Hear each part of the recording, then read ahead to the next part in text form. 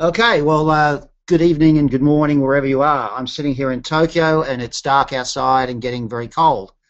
But I'm going to talk to you about soft power and why soft power is not so soft in the real world, but perhaps why market researchers in advising clients need to pay a little bit more attention to it.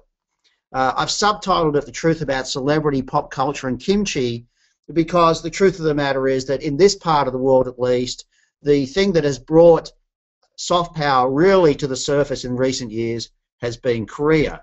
So I guess I should first of all get the obvious thing out of the way, which is to say that this presentation for the most part is not about this gentleman, but certainly he's the most recent product of a whole production line coming out of Korea of things that have affected the way in which people think about Korea, or at least certainly in Asia, and the way that that's then affected brands, product delivery, the expectation of goods from Korea and services from Korea.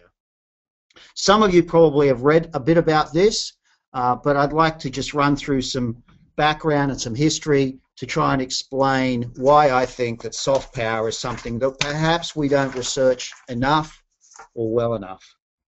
Let me start off by giving you a couple of examples of what I mean. I first started doing solid presentations about this subject in 2009. I have maybe a bad habit, but whenever I'm approaching a new subject, like a great percentage of the world, I will go automatically to Google. But being Australian and not really capable of reading probably, I always click on the pictures.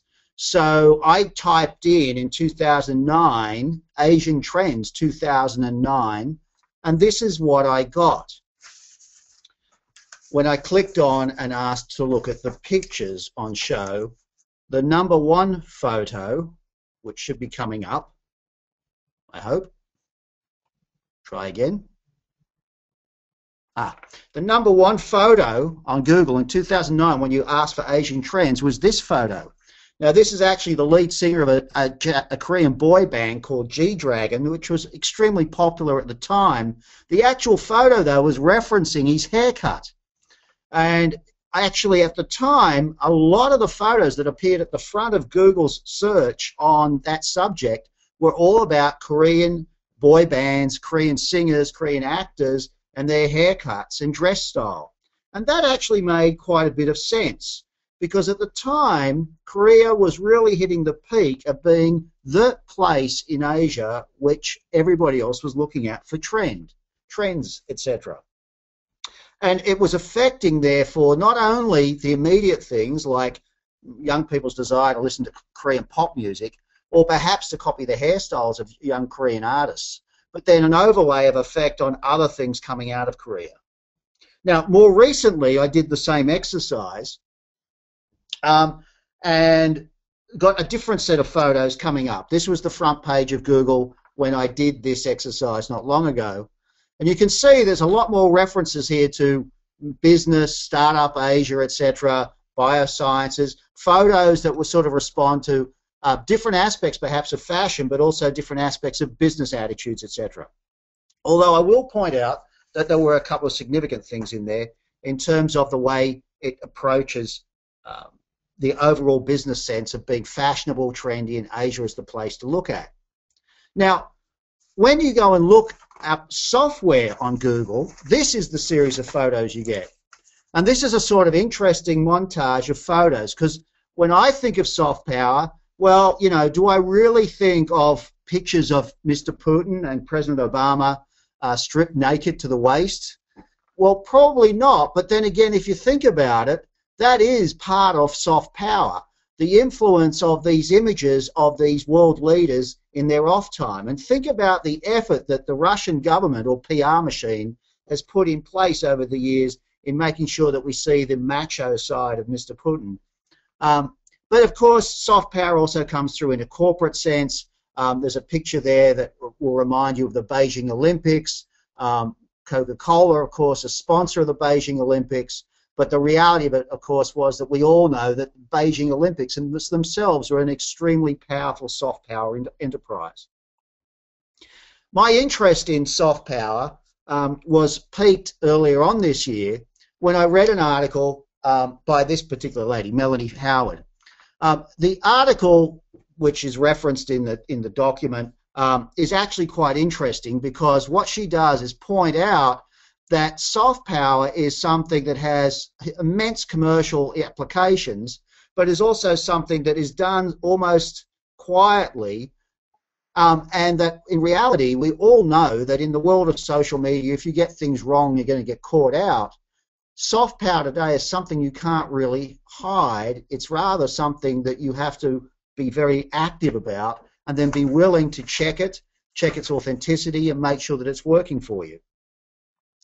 Now, soft power in one sense is a new thing. The actual term soft power only evolved about 10, 11 years ago, and its reference points to marketing actually came through in magazines like this. This is a magazine featuring the Chinese leading actress, and it was talking about the fact that Chinese actresses at the time were starting to become very powerful in representing brands, but also in giving us a different idea of what was happening in China. But of course, the reality is that soft power is, well, basically as old as power. This is one of my favorite examples of soft power. This is from the tomb of Alexander the Great, or rather it's one of 3 supposed tombs of Alexander the Great in different parts of Turkey and the Middle East. Nobody's too sure if it's actually his tomb. But the whole role of these sorts of things were actually soft power, to continue the power of Alexander, and each of these tombs was built by one of his heirs in an effort to try to prove that he was the legitimate heir. We've all been affected by soft power all our lives. If you think about it, I'm sure all of you can think about, for example, the celebrity that expanded your world. For example, these are the 3 celebrities that when I was a child expanded my world. Hopalong Cassidy. I grew up in the western suburbs of Sydney, in a working class suburb. Hopalong Cassidy affected me so much that the day I started school at the local primary school, apparently I had an American accent, even though my mother was English, my father was Irish, and I was raised in Australia, simply because I was a devoted fan of Hopalong Cassidy. But when I was 8, 2 characters actually dramatically affected my attitude to the world. 2 different shows started in Australia, TV shows. One was Shintaro, a story of a roaming samurai in ancient Japan. And the other one, also from Japan, but at the opposite end of the scale, was Astro Boy, which indicated the future, or the very near future of Japan. And these 2 shows actually flavoured and created an image in my head of what Japan was all about, to such an extent that my generation of young Australians, and I suspect young Americans, and in some cases in some European countries, that were exposed to Astro Boy in the early 60s, were not at all surprised when Tokyo had the Olympics in '64 to find that, yes, it's the country with the most efficient, fast railways. Yes, it's the country with the most robots in its factories. We took that for granted because we'd watched Astro Boy. Our parents were shocked. So the soft power that came through from these shows affected generations differently. But what happens, of course, is that television programs, movies, films, records, magazines, books affect the way we see the world. Another famous example from Australia and England. For the last 25 plus years, there's been a soap opera called Neighbours, manufactured out of Australia. It's been a huge hit in England. Now, to Australians, we could never figure out what it was about this show that the English found so fascinating. It's the typical soap opera set in a lower middle class suburb of Melbourne. What was so fascinating about it? Well, actually, one anthropologist did a lot of digging and discovered it was because when English people saw this show, they saw a lifestyle that they could not achieve. They saw people that lived in houses on quarter-acre blocks of land with big gardens, swimming pools, and blue skies. And that's what really fascinated them about it. Our image of the world changes depending on the media we've been exposed to. We all know this. Most of us, though, don't give enough thought about to what that content is doing to actually change attitudes to behaviours, trends, etc., and then track that. For example, again, in Thailand, a few years ago, I was doing work for a company that makes cosmetics and hair care products. We were doing some work interviewing hairdressers, and I was quite interested when the hairdressers in Bangkok were telling me that most teenage boys came into their barbershop or their hairdressing salon with their favourite Japanese manga cartoon stuck under their arm and said literally, "Please give me this character's haircut." Now the reason they said that was because they knew these manga characters came from books that originated in Japan. These teenagers had been led to believe through their manga exposure that Japan was the trendiest, coolest place in the world, and therefore they must get their haircuts like these cool characters who must represent Japan. The truth, though, is that when we dug around, we found that in real life, the kids on the street or the young men on the street of Japan actually did have the same haircuts. And so these Thai youth were correct, and they've been influenced by manga in a way to affect the way they saw the way they should represent themselves.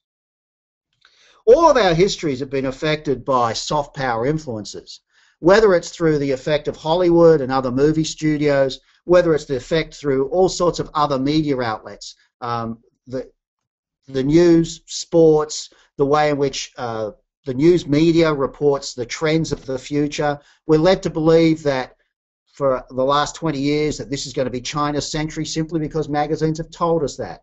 We're led to believe that Malaysia is truly Asia because of a consistent advertising campaign backed up by a lot of content produced on, particularly on regional TV programming here in Asia. All of these things make a lot of sense to us.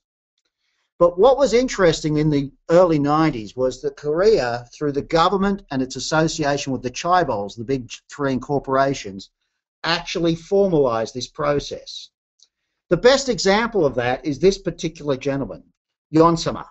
Yeon Sama is an actor. He starred in a show called Winter Sonata. This show became the biggest single hit across Asia. It was the #1 soap drama for a number of years in many Asian countries.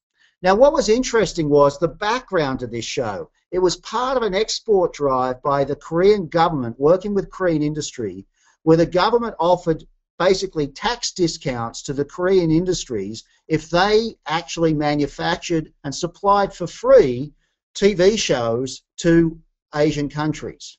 So think about it.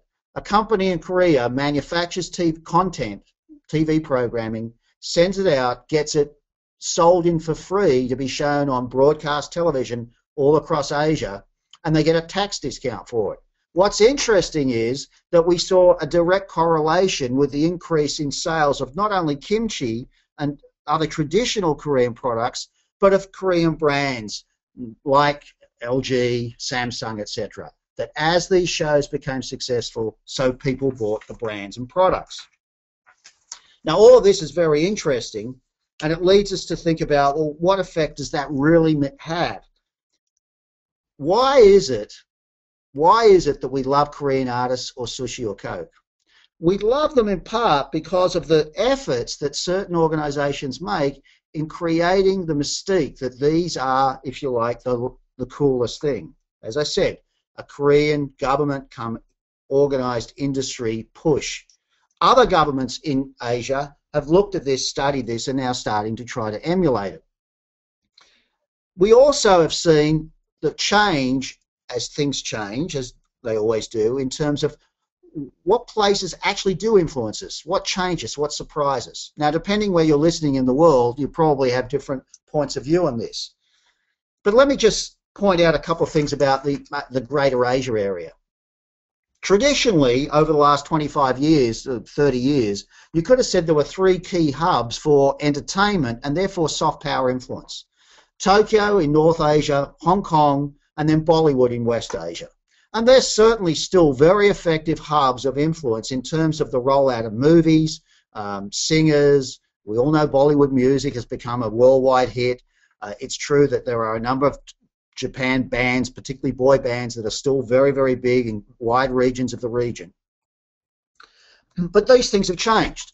We've seen other centres come to the fore. In Greater Africa, of course, Nollywood is now a dominant force in soft power, in creating images through its movie releases. Coming out of Turkey, there are soap operas that are the biggest hits across the Middle East. And that Turkish influence, therefore, influences the way people across the Middle East both think of Turkey and Turkish products and aspirations to visit Turkey. Similarly, we've seen Korea grow dramatically, as I pointed out, over the last 20, 25 years, as a key centre for influencing other marketplaces. And there are newer ones as well. We've also seen in more recent times the introduction of, excuse me a second, just coughing, the effect of Tehran as, again, a place where soft power emanates from in terms of TV programs, music, etc., across some of West Asia and the Middle East. Shanghai has started to produce more and more in terms of cultural influences that are now being seen outside of China and starting to influence the way in which people think about China and Chinese goods, Chinese brands, etc. A good example, for example, is Jakarta. Probably most of you on the call don't realise that Jakarta is the great punk centre of the world today. Punk bands are very big in Jakarta. There are a number of extraordinary punk bands, and young people across many parts of Asia are now tapping into listening to Bahasa punk bands, not understanding necessarily a word they're saying, but getting into the very heartbeat of hardcore punk. I think one clever example of soft power is the video that I asked you to watch. Now, if you manage to see it, you'll have noticed that the video basically is the story about a supermarket in China where you actually, a very upmarket supermarket, where you actually sit in a sort of little train car that carries you through the supermarket to all of these high-end supermarket goods. The truth is, I have no idea if this is true or not. It doesn't matter, because when I've shown this video all over the world, people go, oh yeah, that's funny, ha ha. Of course they think it's probably true because it's China. And we think anything is possible in China today, no matter how outlandish it is, simply because, well, China is the golden child of the world at the moment. Soft power again. Let me give you a different example about the way soft power works. In some recent research we did with women around the world talking about beauty, we asked them things like, where do the most beautiful women come from? Now, when we did that, we got answers, and in each country we got basically different answers. So German women primarily said the most beautiful women in the world come from Brazil. French women said it was from Italy. Brazilian women were likely to say it was from somewhere like Switzerland or Sweden.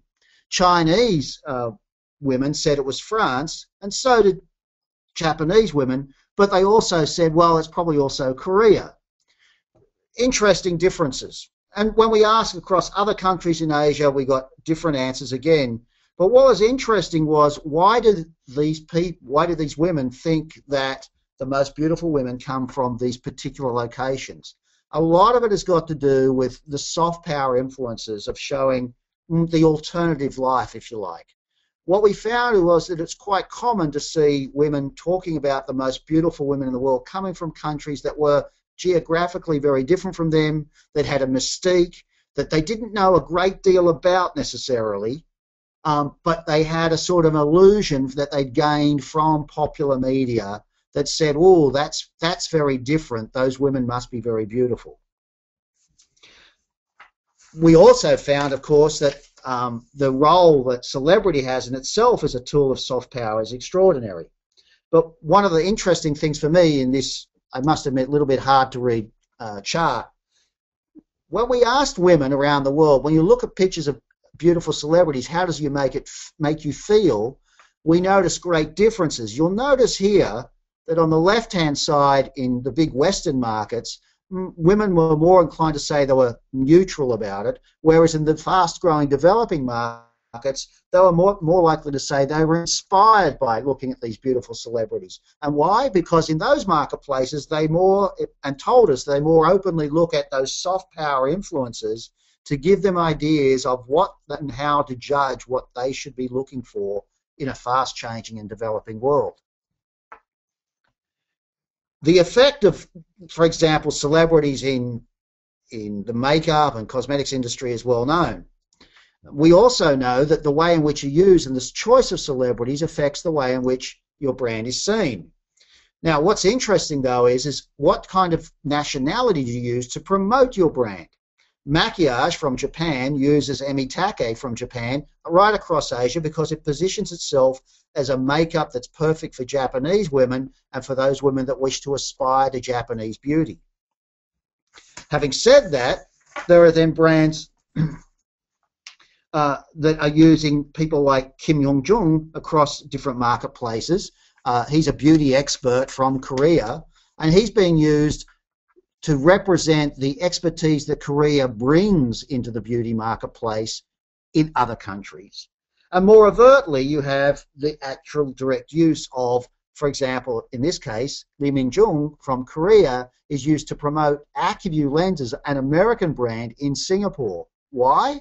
Because AccuView contact lenses wanted to get across the message that this is the best beauty lens in the world, and for Singaporean women, the most beautiful women in the world come from Korea, so therefore we must use a Korean actress as the model.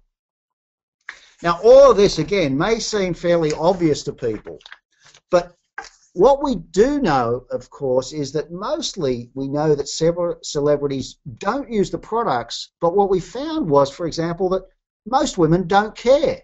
They actually, only 44% believe that celebrities use the beauty products they endorse. The rest said, yeah, we know they don't, but the influence that they provide us is very important because it gives us an idea, not that I'm going to look like that actress, but rather of what is actually influencing the brand's decision, the brand's outlook, the way the brand should be thought of. And so we commonly got quotes like the one that's coming up. I checked my favorite artist, Yuna Ito's blog, and she talks about skincare products she's using. I want to try it. A very common, very easy way to understand soft power. But there's also more indirect ways in which we can see it happening all the time. These are two campaigns that many of you will probably know. Boss Canned Coffee from Japan, Smart Water from the US, using very, very famous Hollywood actors and actresses. But these people, their relative role in the brand and creating an image that that brand is somehow aspiring to a different sort of attitude to life, is not only about what they say, not only about the use of them, but the characters that they introduce and the way in which they act. Again, fairly obvious use of these things. So, using the right celebrity, of course, matters because in today's world, the use of celebrity to gain soft power means that you've got to dig deep. We all go online and check these things, so you've got to make sure that the stories are all connected. What I find interesting is the number of brands that I encounter that use a celebrity but actually don't think about really connecting all the background to who that person is and what they provide. So my lesson 3, if you like, would be that celebrity remains the key channel for soft power. But as Mark McCaughan says, consumers in developed markets are fascinated by celebrities. Consumers in developing markets admire them. Meaning surprise and attention is key in areas like the US, and aspiration matters in fast-growing economies. How we use the celebrity, what they actually mean to people, what the content that they're used in, what role they play in the general media, these are all very, very active things that we should be tracking in order to really understand the, if you like, iconic symbolism that celebrities represent. And so the message out of all of this really is that soft power is happening all around us all the time. The problem I have is I'm not too sure that brands actually measure it very well.